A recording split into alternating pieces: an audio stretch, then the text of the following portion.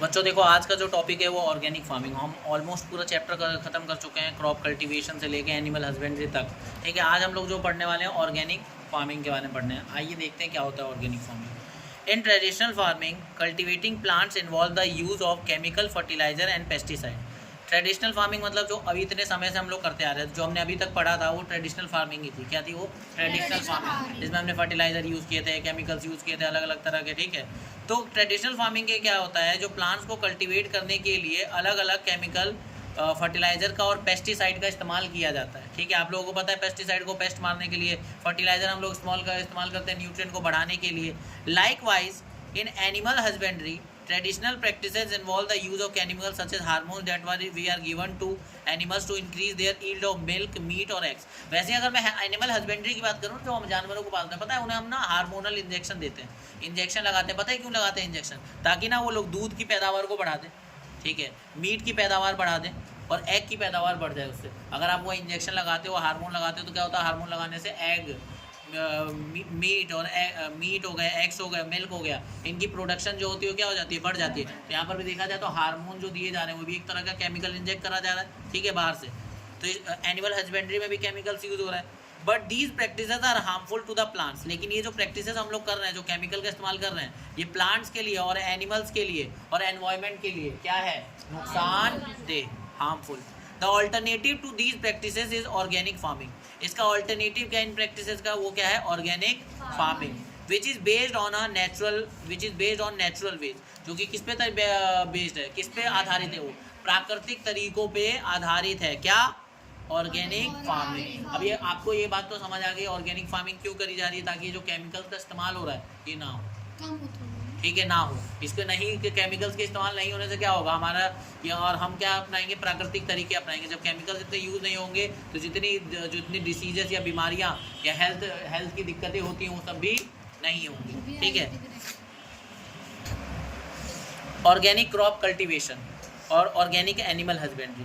ठीक है, अब हम लोग ये पढ़ रहे हैं ऑर्गेनिक क्रॉप कल्टीवेशन और ऑर्गेनिक एनिमल हस्बेंड्री। जैसा कि टॉपिक में क्लियर है कि क्रॉप कल्टीवेशन कराना ऑर्गेनिक तरीके से, नेचुरल तरीके से, जहाँ पे आप केमिकल्स का यूज़ ना करो, उसे हम क्या कहते हैं, ऑर्गेनिक क्रॉप कल्टीवेशन।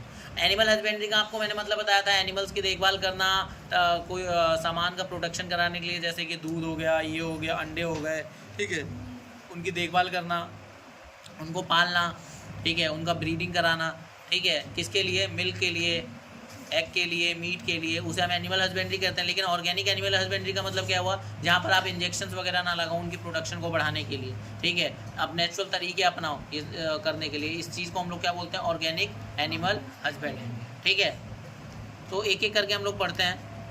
पहले ऑर्गेनिक क्रॉप कल्टीवेशन पढ़ते हैं। Involve the use of natural fertiliser like compost and manure. देखो उसमें क्या था, केमिकल फैक्ट्रियों में बने हुए केमिकल का इस्तेमाल करके फर्टिलाइजर डाले जा रहे थे ट्रेडिशनल मेथड की फार्मिंग में, ट्रेडिशनल फार्मिंग में। लेकिन ऑर्गेनिक फार्मिंग में क्या होता है, इसमें जहाँ फर्टिलाइजर जो इस्तेमाल करे जाते हैं वो नेचुरल, प्राकृतिक तरीके से तैयार करे जाते हैं। जैसे कंपोज और मैन्योर, आपको मैंने मैन्योर और कंपोज का बताया था, उससे तैयार किए हुए फर्टिलाइजर्स, नेचुरल फर्टिलाइजर्स का इस्तेमाल किया जाता है। तो इसमें केमिकल्स का यूज़ तो हुआ नहीं, ठीक है, जो फैक्ट्रियों में इस्तेमाल होते हैं, जो नुकसान करते हैं, वो इस्तेमाल हुआ नहीं। ठीक है, आगे uses biological pest control methods such as using ladybirds that feed on aphids, a common pest। ठीक है, क्या कहना, आप पेस्टिसाइड इस्तेमाल करने की जगह क्या करो, नेचुरल बायोलॉजिकल पेस्ट इस्तेमाल करो। याद है वीडीसाइड में भी बायोलॉजिकल मेथड था, वैसे ही पेस्टिसाइड करने के लिए भी एक बायोलॉजिकल तरीका है, जिसमें आप क्या कर सकते हो, बायोलॉजिकल पेस्ट का इस्तेमाल कर सकते हो।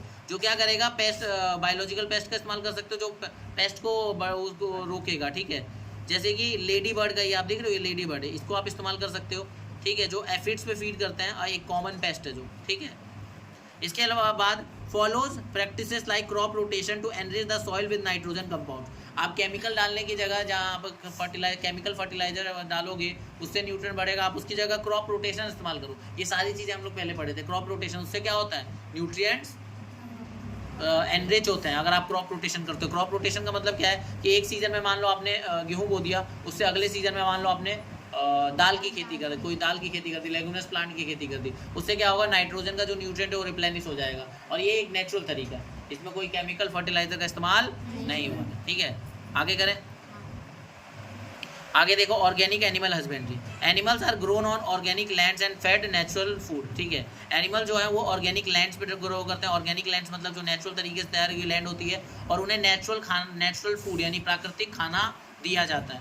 ठीक है, animals are not injected with chemical hormones, और एनिमल्स को क्या करा जाता है, कोई केमिकल हार्मोन्स नहीं लगाया जाता है। आगे, animals are treated with herbal medicine unless it is absolutely necessary to use synthetic drugs. Animals को ना हो सके तो क्या कर दिया जाता है, हर्बल दवाइयाँ दी जाती हैं। ठीक है, हर्बल मेडिसिन दी जाती हैं। हर्बल मेडिसिन मतलब प्राकृतिक दवाइयाँ दी जाती हैं। हाँ, बहुत ज़्यादा अगर जब तक उनकी तबीयत बहुत ज़रूरी ना हो तब तक हम लोग किसका इस्तेमाल करते हैं, हर्बल मेडिसिन का। लेकिन अगर मान लो बहुत ज़्यादा सीरियस तबीयत है तो हर्बल मेडिसिन उतनी जल्दी कारगर नहीं होती है, तो उस समय हम सिंथेटिक ड्रग्स देते हैं। ठीक है, सिंथेटिक ड्रग्स मतलब जो ड्रग्स लैब वगैरह में या लैब्स में बनाई जाती है उनका इस्तेमाल करते हैं। वो बहुत सीरियस कंडीशन में देनी है कि वहाँ तबीयत कंट्रोल नहीं हो रही तब, लेकिन ऐसे आप क्या दोगे, हर्बल मेडिसिन दोगे। ठीक है, अच्छा, crop cultivation, organic crop cultivation के एडवांटेजेस क्या हैं। Environmental pollution decreases as chemical do not leach into the soil और ग्राउंड वाटर। देखो, एनवायरमेंट में होने वाला पॉल्यूशन, पर्यावरण में होने वाला जो प्रदूषण है वो कम होता है, क्योंकि जब मिट्टी में वो केमिकल जाएगा नहीं, मिट्टी में केमिकल घुलेगा नहीं, मिट्टी में केमिकल जाएगा नहीं, तो वो तालाबों में भी नहीं जाएगा। तो एक फ़ायदा तो ये होगा। दूसरा क्या होगा, harmless insects are not killed as pesticide are not use. ठीक है, जो हार्मलेस इंसेक्ट हैं, आप जब पेस्टिसाइड डालते हो तो जो इंसेक्ट ज़्यादा नुकसान भी नहीं कर रहे थे उनकी भी मौत हो जाती थी वो पेस्ट डालने से, तो अब उनकी भी मौत नहीं होगी। ठीक है, क्योंकि पेस्टिसाइड क्या कर रहे थे, अब इनका इस्तेमाल नहीं हो रहा, तो पेस्टिसाइड क्या करेंगे, नॉर्मल कीड़ों को भी नहीं मारेंगे जो उतना नुकसान नहीं कर रहे थे हमारे पौधों को। ठीक है, तो एक फ़ायदा तो ये होगा। दूसरा, the health of farmer is not at risk due to the chemical exposure. Farmer की जो हेल्थ थी, केमिकल छिड़कते वक्त उनके पे भी तो केमिकल गिरने के चांस थे, आँख में जा सकते थे, तो कहते थे मास्क लगा के करो स्प्रे, पेस्टिसाइड या इंसेक्टिसाइड छिड़क देते, तो अब किसान की भी हेल्थ जो है वो नुकसान नहीं होगी, हेल्थ पे फर्क नहीं पड़ेगा। क्यों नहीं पड़ेगा, क्योंकि अब केमिकल छिड़कना ही नहीं है। ऑर्गेनिक फार्मिंग का ये फ़ायदा है। अगर ऑर्गेनिक फार्मिंग कर रहे हो तो, अगर पुरानी करोगे तो ये सारे रिस्क रहेंगे, ये सारे जो आपको फ़ायदे मिल रहे हैं ये फ़ायदे नहीं मिलेंगे ट्रेडिशनल फार्मिंग में। ठीक है, आगे एनिमल हस्बेंड्री। देखो, फर्स्ट फ़र्क यही है, ट्रेडिशनल फार्मिंग और ऑर्गेनिक फार्मिंग में बस इतना सा फ़र्क है कि केमिकल का इस्तेमाल नहीं किया जा रहा है, उसकी जगह नेचुरल फर्टिलाइज़र या बायोलॉजिकल पेस्ट का यूज़ करा जा रहा है, जहाँ पे हम केमिकल यूज़ कर रहे थे, बस ये है। ठीक है, आगे organic animal husbandry. Animal product are safer to consume as they do not have traces of hormone in them. अच्छा देखो, अब जिन जानवरों को आपने ऑर्गेनिक के तरीके से, जो भी ऑर्गेनिक फार्मिंग के तरीके से, ऑर्गेनिक एनिमल हस्बेंड्री के थ्रू जो भी आपका प्रोडक्ट तैयार होगा उसमें कोई केमिकल तो होगा नहीं, क्योंकि कोई केमिकल, जब जानवर के अंदर केमिकल नहीं जाएगा, हार्मोन्स नहीं डालोगे आप, केमिकल्स नहीं डालोगे, तो जानवर के अंदर भी केमिकल नहीं रहेगा, तो जो आप खाना आपको मिलेगा, जो प्रोडक्ट आपको मिलेगा, उसके अंदर भी कोई नुकसान नहीं होगा। आगे, animal health is not at risk as they grow in natural condition. Animal की जो हेल्थ है वो नुकसान नहीं होगी, एनिमल का जो स्वास्थ्य है वो नहीं खराब होगा, क्योंकि वो कहाँ ग्रो करवा रहे हो, नेचुरल कंडीशन में। नेचुरल मतलब प्राकृतिक माहौल में उसे पाल रहे हो, तो वहाँ से क्या होगा, जानवरों की जो हेल्थ है, जो स्वास्थ्य है, वो भी नुकसान नहीं होगा। आगे, animal waste can be use as manure for crop. और जो एनिमल का वेस्ट है उसे हम खाद के तौर पे इस्तेमाल कर सकते हैं। ठीक है, क्रॉप को उगाने के लिए एक फ़ायदा ये हो जाएगा। आगे देखो, did you know planting legume plants, pulses and beans can increase the soil fertility as they have special bacteria in their root which provide nitrogen। ये तो मैंने बात आपको बता दी थी कि देखो, जो आप जैसे कि लेग्यूम प्लांट्स होते हैं, जो दाल वगैरह के पौधे होते हैं, अगर आप उनको बोते हो तो उससे फर्टिलिटी मतलब उपजाऊपना मिट्टी का बढ़ता है। क्यों, क्योंकि इनकी जड़ों में एक स्पेशल बैक्टीरिया रहता है, एक स्पेशल माइक्रो ऑर्गेनिज्म रहता है, जो क्या करता है, नाइट्रोजन फिक्सेशन कराता है। नाइट्रोजन फिक्सेशन मतलब जो हवा की नाइट्रोजन है उसको उस रूप में बदलता है जिसमें पौधे उसको इस्तेमाल कर सकें। ठीक है, उस बैक्टीरिया का नाम मैंने आपको एक बताया भी था, राइजोबियम। ठीक है, ये है ना, ये हो गया। तो यहाँ पर आपका ये ऑर्गेनिक फार्मिंग का टॉपिक कंप्लीट होता है।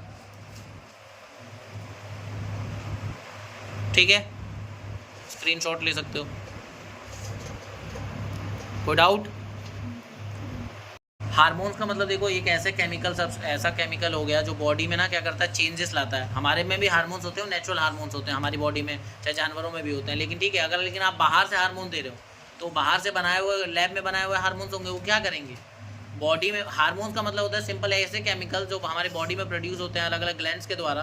ठीक है, जो क्या करते हैं, हमारी बॉडी में अलग अलग चेंजेस लाते हैं। आप जब बड़े होते हो, ठीक है, ब्रेस्ट का साइज, हेयर ग्रो करता है अलग अलग जगह पे, रिप्रोडक्शन, जो रिप्रोडक्टिव ऑर्गन्स है आपके वो मैच्योर होते हैं, सब हार्मोन की वजह से होता है। तो वैसे ही अगर बात करी जाए जानवरों की, तो जानवरों में अगर हम वो हार्मोन की संख्या थोड़ी बढ़ा दें जिससे मिल्क की प्रोडक्शन बढ़ जाए, तो हार्मोन जो है वो लैब में तैयार किए हुए केमिकल्स हैं जो हम बाहर से अलग से इंजेक्ट करा रहे हैं जानवरों में। तो अलग से अगर आप केमिकल इंजेक्ट करा रहे हो तो उसका कहीं ना कहीं हेल्थ इशूज़ तो होगा ना, ये चीज़ें, ठीक है। तो हार्मोन्स एक ऐसे केमिकल सब्सटेंस हो गए, ठीक है, जो क्या करते हैं बॉडी में चेंजेस लाते हैं, उन्हें हम क्या कहते हैं हार्मोन। अगर वो आपके बॉडी में ग्लैंड्स के थ्रू बन रहे हैं तो कोई इशू नहीं है, लेकिन आप अलग से इंजेक्ट करा रहे हो नेचुरल के अलावा, जो ग्लैंड से बनते हैं उसके अलावा एक्स्ट्रा कर रहे हो, तो वो कहीं ना कहीं क्या करेंगे, नुकसान करेंगे। इसीलिए बोला है कि इसमें हार्मोन का इस्तेमाल अलग से नहीं किया जाता, एक्सटर्नली नहीं वो करा जाता, ठीक है। देखो ऑर्गेनिक फार्मिंग यहाँ से इसी के हिसाब से ऑर्गेनिक फार्मिंग आपके यहाँ पे ख़त्म, ठीक है। और इसके साथ चैप्टर भी ख़त्म हो गया। अब आपको क्या करना है, स्टार्टिंग से अपना चैप्टर बिल्कुल रिवाइज कर लेना, स्टार्टिंग से एकदम शुरुआत से, ठीक है, एकदम शुरुआत से इसको रिवाइज कर लेना है पूरा एंड तक, ठीक है। ओरल टेस्ट लूँगा कल मैं, ठीक है, सभी इसको अच्छे से रिवाइज करेंगे और प्रिपेयर्ड हो जाएंगे ओरल टेस्ट के लिए, ओके। और जो भी बच्चे ऑनलाइन हैं, चैप्टर ख़त्म हो चुका है, अगर कोई डाउट आता है तो मुझे मैसेज या कॉल करके पूछो, ठीक है, या कमेंट में बता दो ये वाला डाउट है, ठीक है। कॉल या मैसेज भी कर सकते हो, कोई इशू नहीं है। और हाँ, अपना होमवर्क टाइम टू टाइम भेजते रहो, जो नहीं भेज रहे हैं वो भेजो, ठीक है। और कोई डाउट होता है तो मैंने बोल ही दिया कि मेरे से पूछ लेना, ठीक है। और क्या करना है स्टार्टिंग से, अब मैं आपको एक और चीज़ कराऊंगा, स्टार्टिंग से सारे लेक्चर्स भेज दूंगा लाइन से, ठीक है। एक बार आप लोग भी देख लेना, अगर कोई तब भी डाउट बचता है तो मुझे बता देना, ठीक है। एक लेक्चर है जो सबसे बड़ा है, जो ज़्यादा देर का कहता है 50 मिनट का एक दिन का, बाकी सारे लेक्चर छोटे छोटे ही हैं, ठीक है। इवन आज का भी लेक्चर मिला दो तो भी छोटा है, ओके।